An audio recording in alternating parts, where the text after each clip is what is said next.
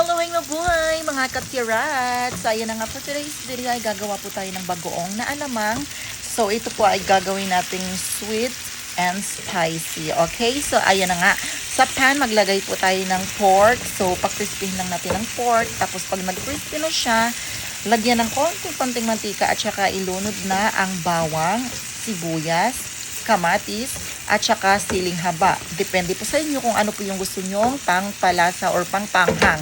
At saka pag naluto na ito, isunod naman sa paglagay ang ating alamang na bagoong. Yes, at dapat takpan po ito ng mga 5 minutes.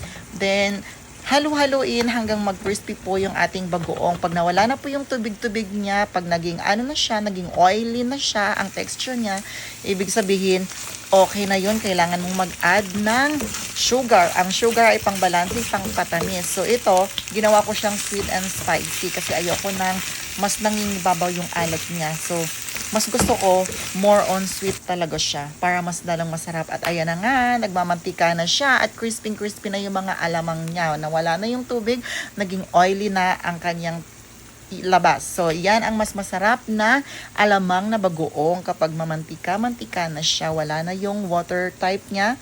Yun lang. Thank you so much for watching.